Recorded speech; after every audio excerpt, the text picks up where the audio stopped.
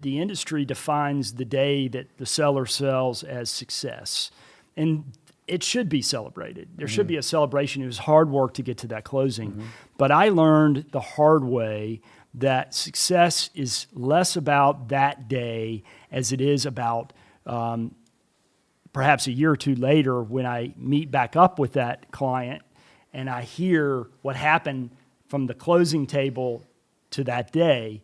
So what I came up with after many years of introspection and experience is what I call the M&A bridge.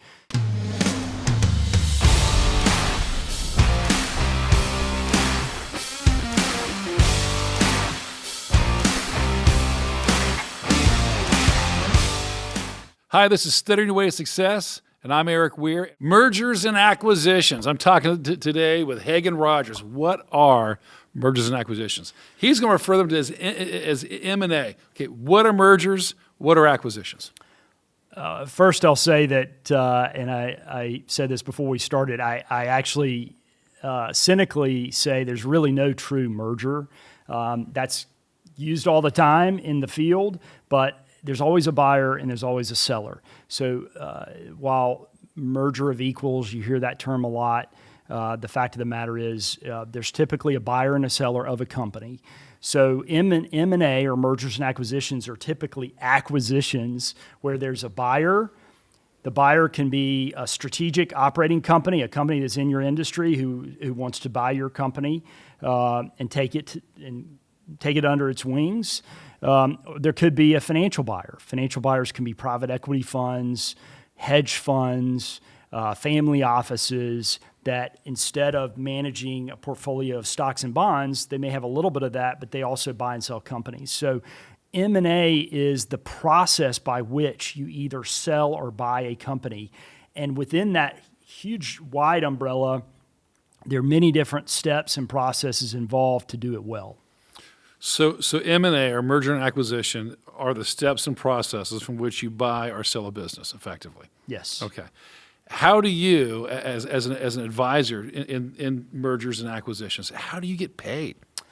So how I get paid is when I'm hired, I'm typically hired in what we call the preparation phase. And we typically charge either an a la carte fee for specific steps in the preparation phase. Let's maybe valuing a business. Maybe we're valuing a company that wants to sell.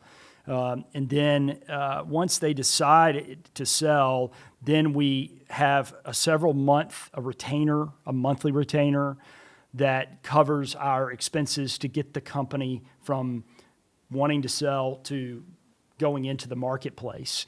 And then once we're in the marketplace, we typically get paid a progress fee once we get the company under a letter of intent where there's one buyer and with the company that's going to sell. And then we don't get paid typically until there's a closing. So we get a closing fee, and that fee most often is based off of what in the industry we call double Lehman.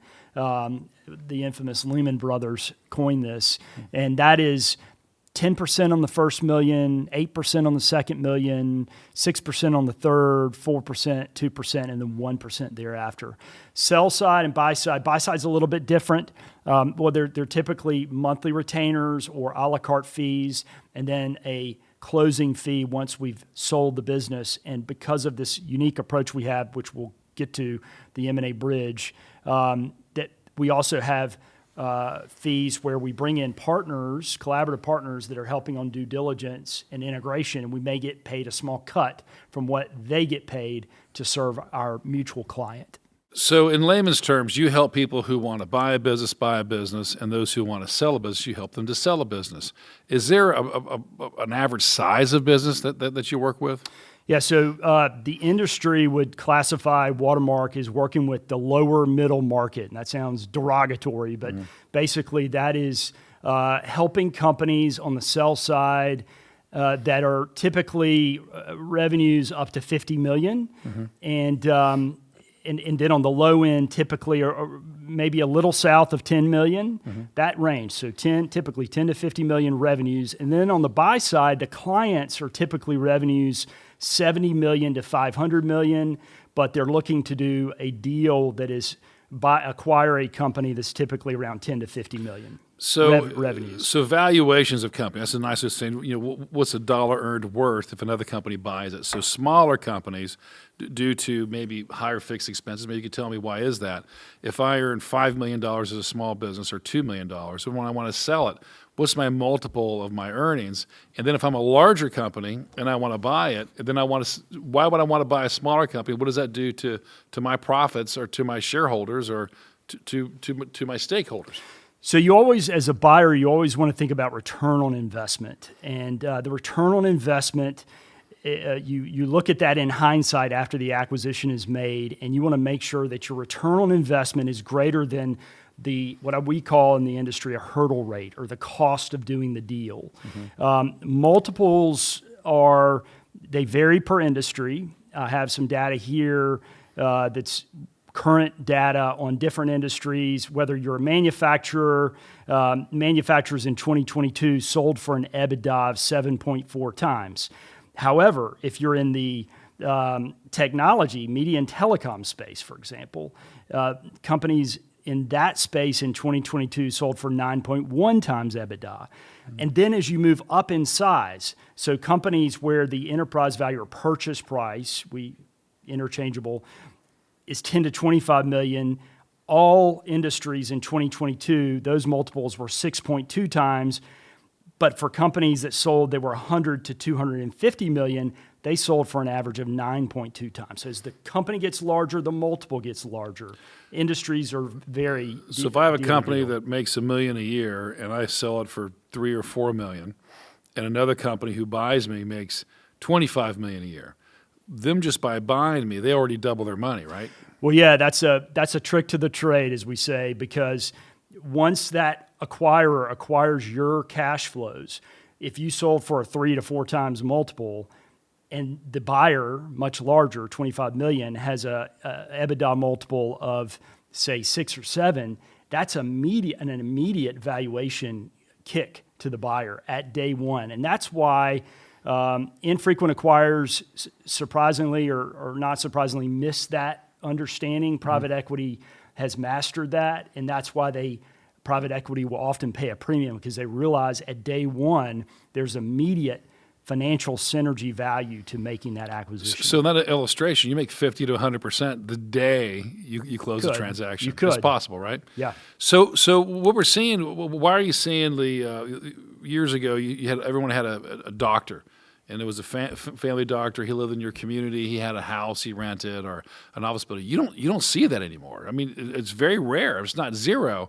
but now it's medical centers, and now you're seeing that with veterinarian practices. This is sort of the same thing. Would you comment on that? Are there big changes that are coming? Well, I think you're talking about consolidation of industries. Correct. And like the laundromat that used to be the family-owned third-generation laundromat. I know I use one here in Greenville that's second generation. Those are becoming more rare.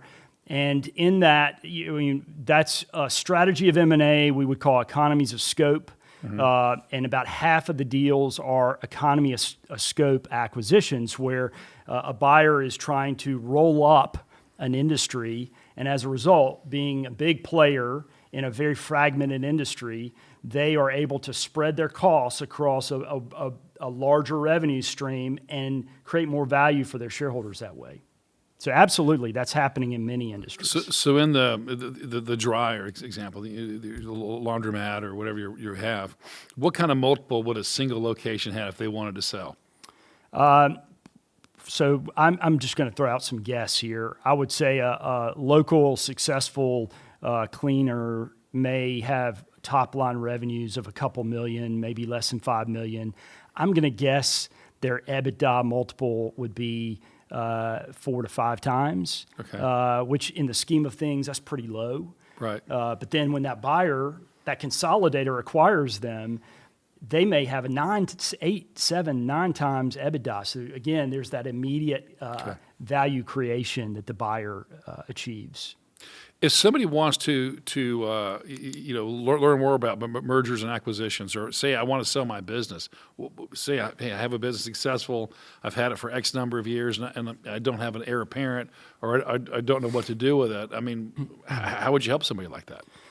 Well, surprisingly, this is a major question that is different business owners that are very successful in building their company often don't know where to turn. There are a lot of places they go to.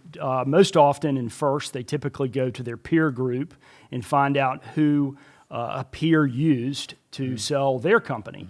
And they start going down just a networking path. It may be with their accountant or their attorney or their wealth manager to get referrals. It's really a referral-driven business. There are also exit planning organizations that are all they do are advise business owners in planning to sell. So there's a whole industry out there, but I'll share, time permitting, some holes I believe in how that's done. There are really some great tips I can share with the business owner about be careful about making these decisions without doing certain practices. So who are your mentors? I mean, who do you look to, and who did you learn from? I would say in the world of, first, I discovered I loved M&A in business school. I was in my first year, my internship after my first year was with Chase Securities in Houston and their M&A group, and that's where I knew that's what I wanted to do. I helped sell a company out of Beaumont, Texas, to a private equity fund, and the experience of buyer and seller in the room, and that I was a part of preparing the materials for that meeting. It was just a decision point in my life. This is what I want to do. I'd say there have been three mentors. I was at Wachovia Securities for several years, and Jim Morgan, who is a Greenville native and was running at the time Interstate Johnson Lane. I had a great admiration for him as CEO of Interstate Johnson Lane, who then became, for a brief time, CEO of Wachovia Securities. Could not be a greater mentor personally.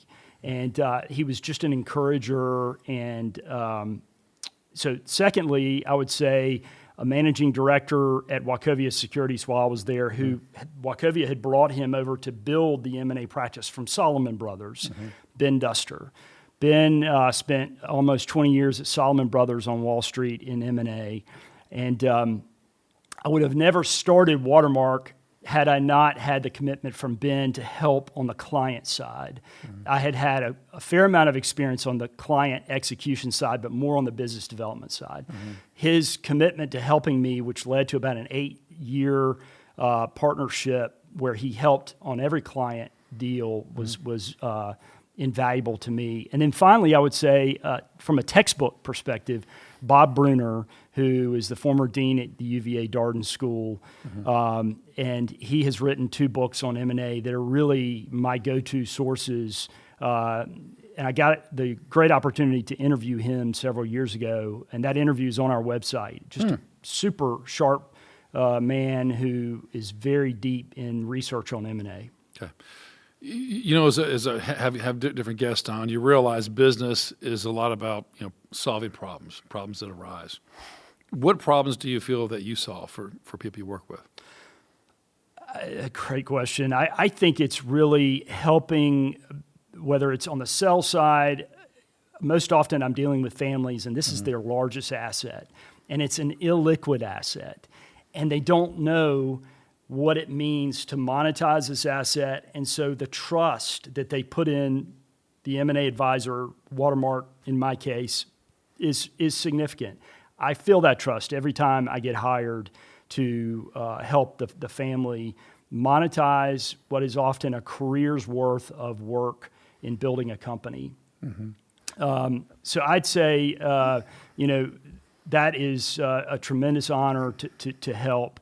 But the problem is, how do we sell this company and get out of it with a great outcome? I think the kind of big picture is that I'm helping either the buyer or the seller avoid regret and get to the best outcomes, whether it's selling at a high valuation and that the buyer is going to steward the company well. And then on the buy side, it's really about avoiding regret, which 70 to 80% of the time, Bob Bruner writes about in his books, the buyer doesn't create significant return on investment above the hurdle rate for strategic acquirers. And so regret is high. I can share personal stories of regret, and those don't get talked about enough, frankly. But I think it gets labeled as M&A's a greedy industry, and there are bad people in it. And the fact is that it's hard to do M&A well. And I've learned over the years there's a better way to do M&A, which we can talk about today, called the M&A bridge. Sure. So you talk about regrets. So another way to look at regrets may be mistakes or failures or fumbles or setbacks. What are some of the common failures or mistakes you see people making as a seller? So I'll try to be concise here. I think thinking back on Watermark's history, one example would be that the buyer underestimates. You asked about sellers for the seller. A seller sold the business to a buyer that underestimated the importance of those business owners in running the business, and they quickly let them go. And then the company they just bought goes down the tubes. That has happened to one of my clients. And so then there's this regret that they sold to that company, even though they sold at a high multiple. That was their baby, and they watched their baby just starve to death.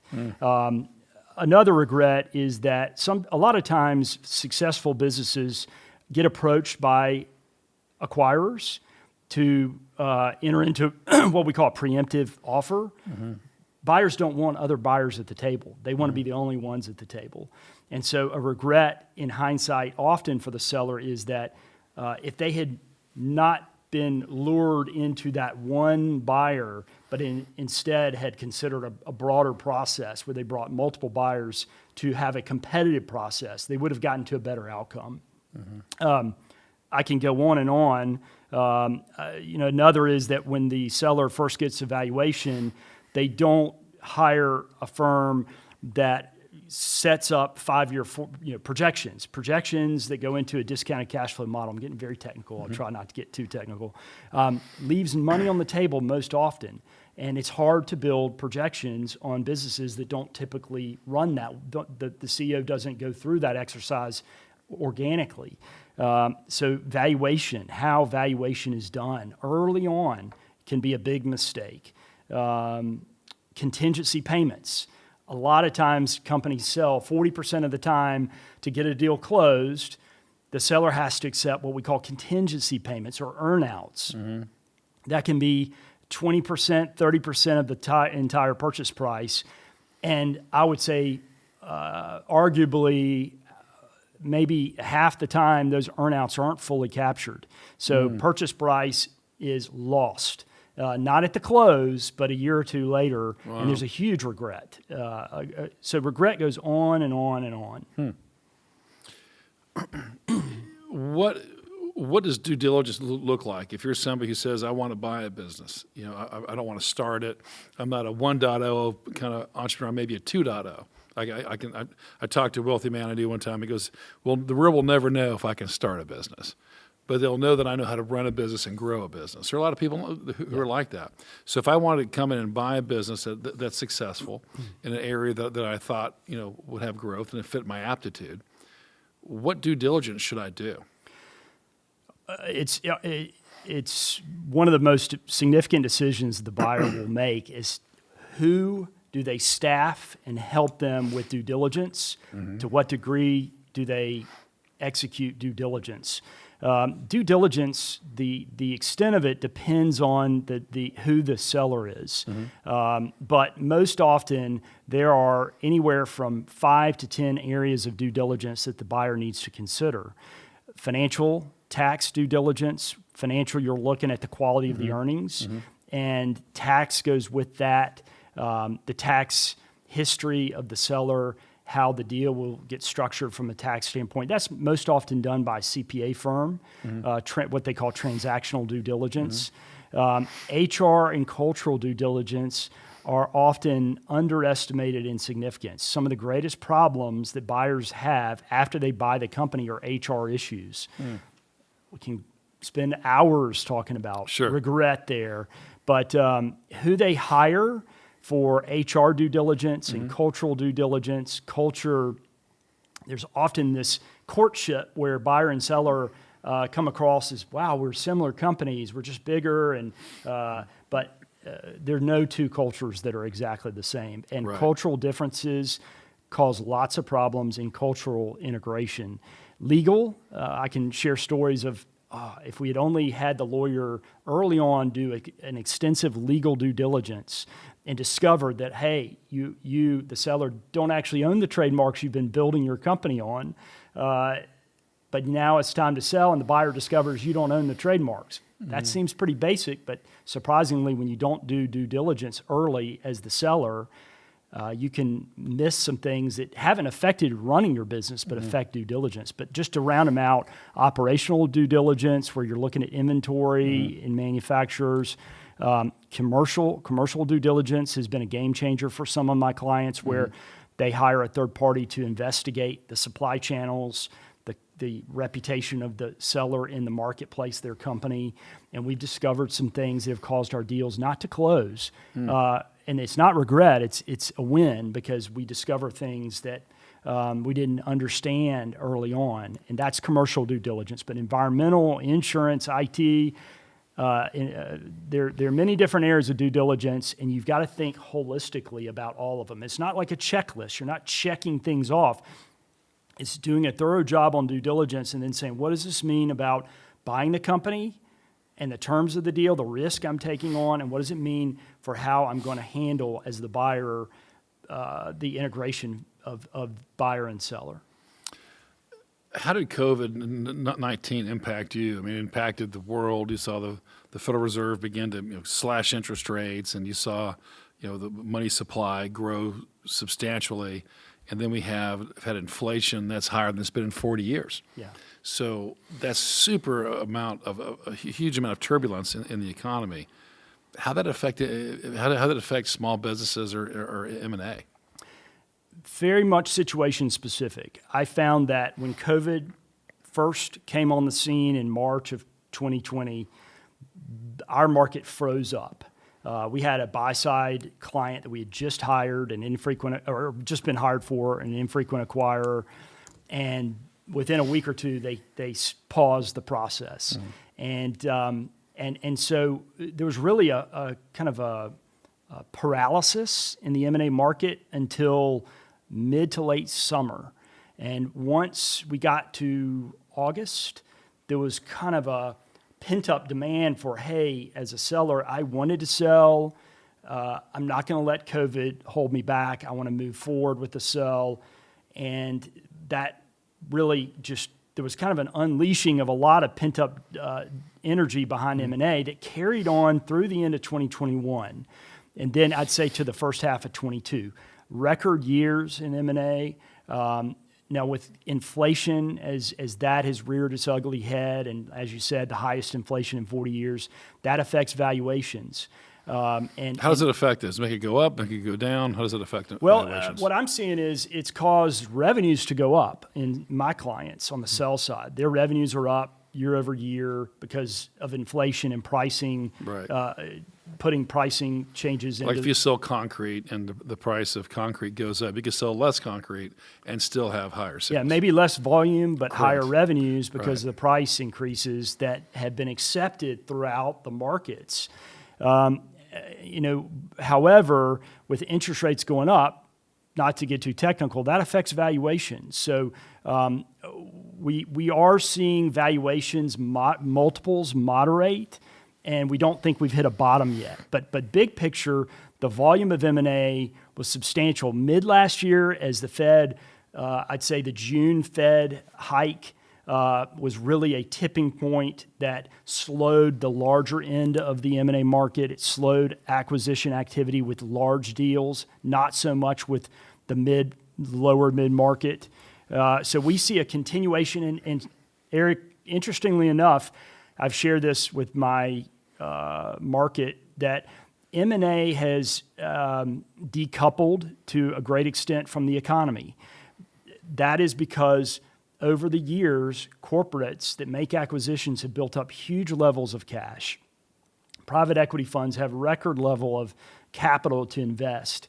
So even as the economy weakens, and we think it will continue to weaken, to what degree I can't say, but we're not to the bottom yet, in my opinion. That hasn't, M&A has moderated, but it's not a one-to-one parity for the economy's a recession if that happens to a great extent. M&A is not going to slow significantly because it is decoupled from the economy to an extent. Okay. You use the R word, recession. Yeah. So do you think we're in one? We're going to be in one. I heard I was watching CNBC this morning on the elliptical, and they were talking about the surprising strength of the economy, and how rates are already like 4.7%, and they're expecting now to go 5.5%, just because of the strength and the resilience. So, what does that do when the cost of money goes up? And do you think that can cause a recession, or do you think we're already in a recession? Well, for me, I've never watched the markets more closely than starting in, say, 2020, 2021, and I was frankly shocked at the COVID policy of the injection of money supply into the marketplace, a shocking increase in money supply, which caused inflation. The jobs market has, interestingly, maybe surprisingly, held up. So I don't know that we are in a recession now. The numbers don't prove that out at this point, but I think that as interest rate hikes continue, and the Fed does, from everything I hear, the Fed will continue to raise interest rates, maybe not at the rate hike per month at what we saw in 22, but I do think we will see a gradual slowdown in the economy as the job market weakens further. And what does that mean for M&A? I think that for the seller, it means you've got to be what we call an athlete, or ideally an elite athlete. Mm-hmm. If you're an athlete, or if your company is an elite athlete, it will hold up well.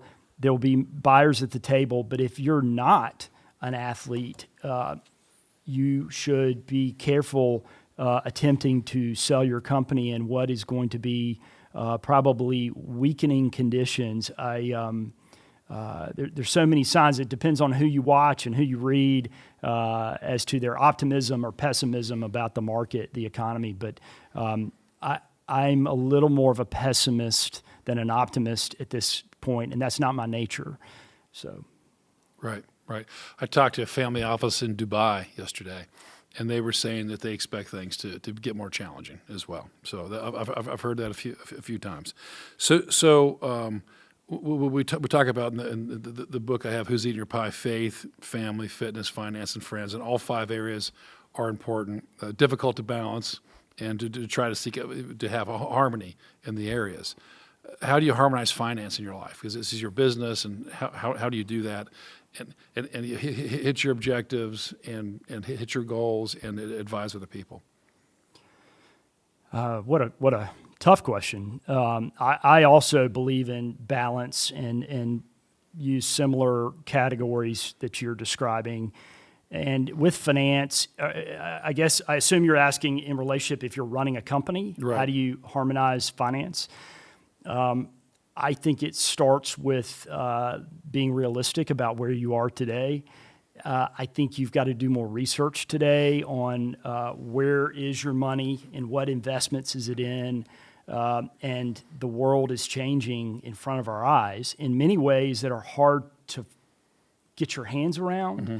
I think we're at the precipice of some really major changes in how the economy works with AI and potentially central bank digital currencies and the like, that I just think right now the most important thing is to be a really a researcher and don't almost throw away your confidence that you have it all figured out, because if you do have hopefully not hubris, but too much confidence.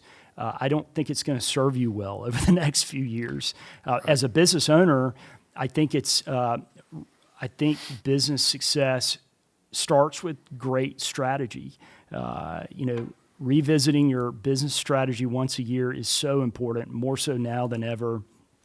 If that's not your area of expertise, having someone in your network that is a excellent advisor on strategy and have a plan A, a plan B, a plan C, and be very diligent watching what assumptions am I getting right and what assumptions am I getting wrong, and be willing to change course pretty quickly. If you're running a small business, you're listening to the show today, you're like, man, this is some fantastic things, but they're talking about bigger businesses than I have. You have a small business. You mentioned strategy.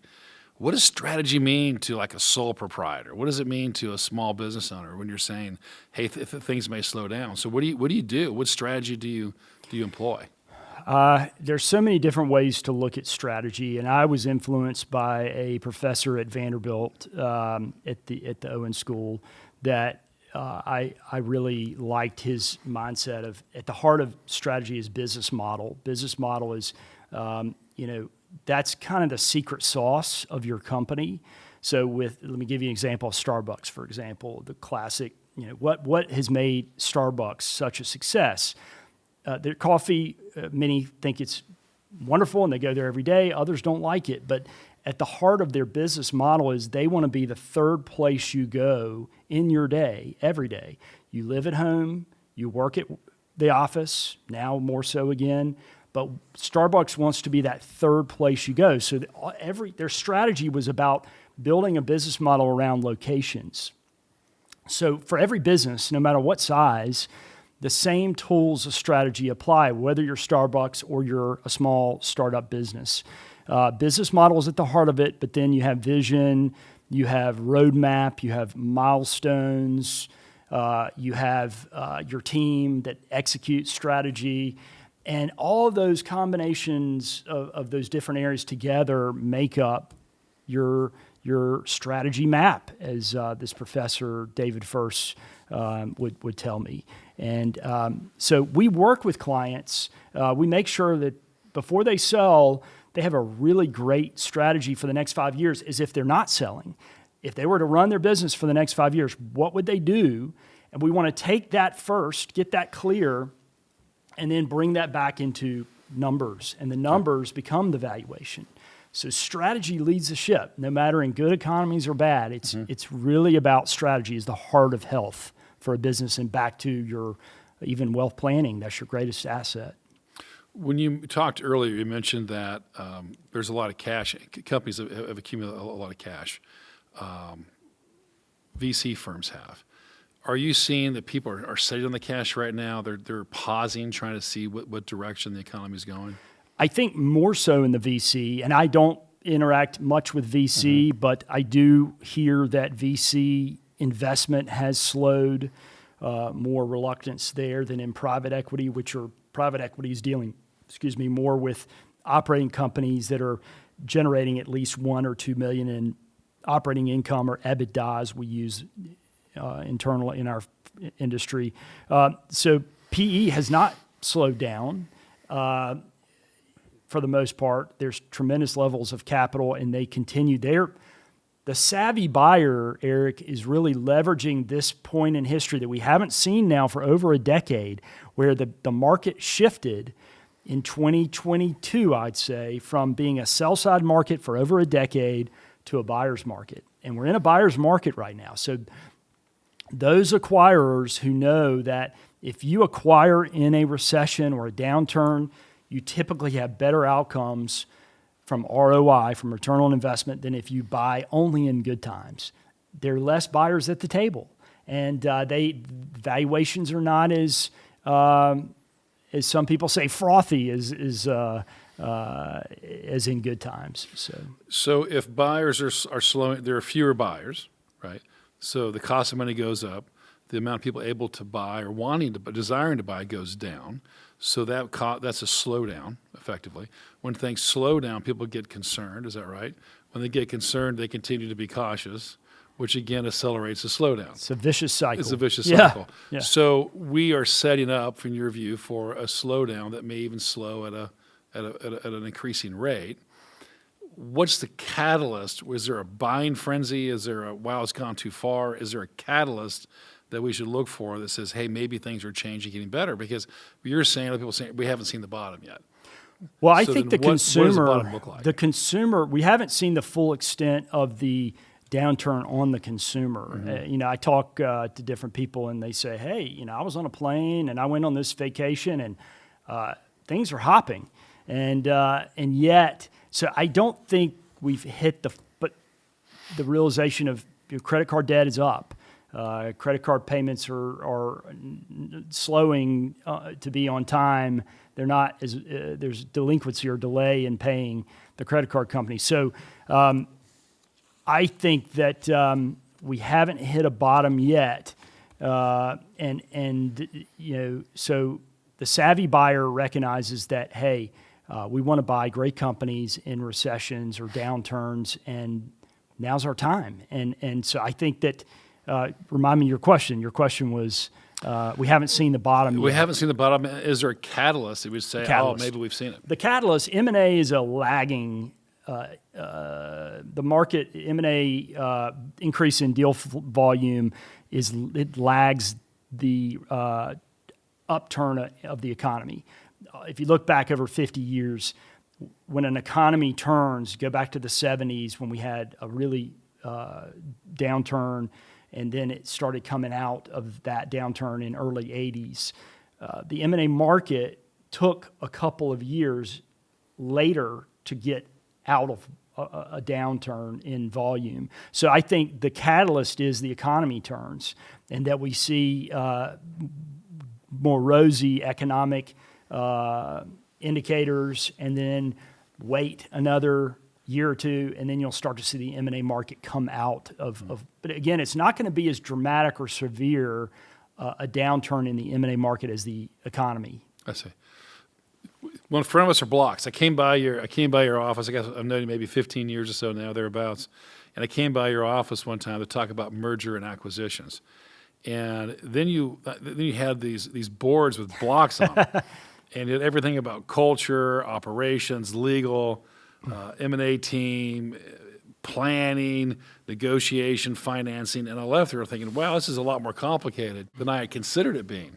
And then you have one for buyers and one for sellers, kind of a monopoly board, not a monopoly board, but it kind of looks like that a little bit. Yep.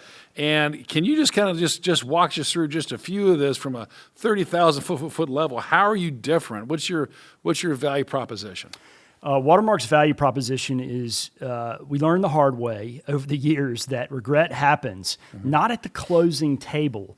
The industry defines the day that the seller sells as success, and it should be celebrated. There should be a celebration. It was hard work to get to that closing.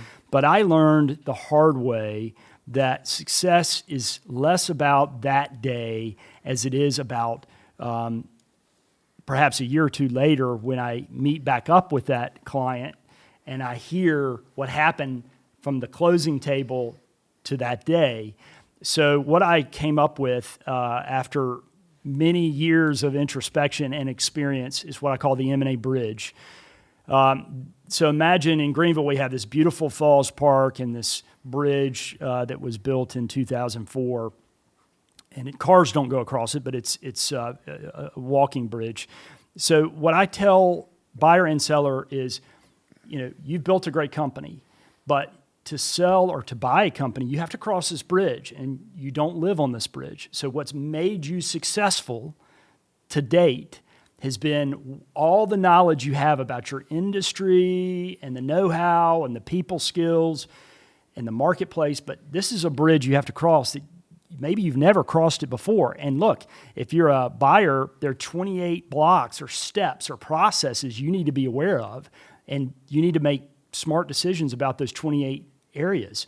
As a seller, they're 20, and they're in 3 phases: preparation, transaction, integration. So my approach is a collaborative, comprehensive approach. I don't know it all. I don't know everything I need to properly advise my client as an M&A advisor, but what I can do is put together the best team of external advisors with me. That's the collaboration. So on the buy side, that collaboration occurs in due diligence, in integration, because that's where most of the fumbles and landmines happen, not so much in what I call core M&A, which is what I do, but in those two other areas. In sell side, the game is won or lost in preparation. How you prepare to sell your business will dictate what happens in the transaction phase. Why that's a value proposition, so collaborative and comprehensive, the difference is the traditional way of you go hire an M&A advisor is it's what I call the parachute approach. The parachute approach is it's a very smart advisor, and they're probably an industry expert, and they are, but they're going to parachute down, you're on the bridge, and help you pre-market the business, think about who the buyers should be, write a great memorandum about your company. They're going to take you through the transaction, and the day of close or success, they're gone. The fact of the matter is most of the fumbles and landmines don't show up, even for seller, until the integration phase, which can be a year after the close. So, and they're gone, and they've taken this big success fee. So my approach is this bridge is longer than you think. It's more, there's a lot involved in making great decisions, and let us help you all the way, all three phases to where you step off the bridge, and we can step off together, and you can see, in hindsight, I made great choices. Great. Well, thank you. As we prepare to conclude, I mean, if somebody's listening to the show and say, well, I'd love to learn more about merger and acquisitions, or, how did you end up in your seat? What books or podcasts or audiobooks should somebody either read or listen to? Well, I'll go back to one of my mentors, Bob Bruner. I think he has one of the best books out there. It's almost 20 years old now, but it's called Applied M&A. Okay. And it's dense, but it's excellent. Okay. Applied M&A. M&A's, it's still an industry where you almost can't get all the intel you need unless you do it.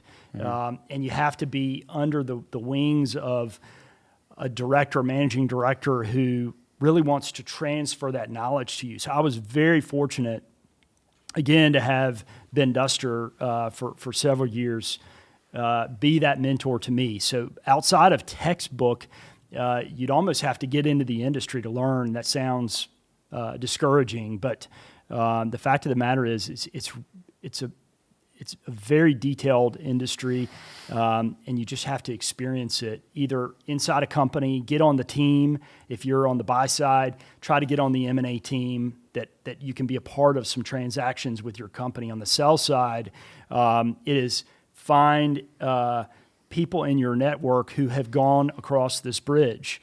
Don't talk to just one, talk to many, and get a sense for how did it go, what were the fumbles and landmines they experienced, when did those show up, and what would they do differently? So it's kind of a combination of academic and real life.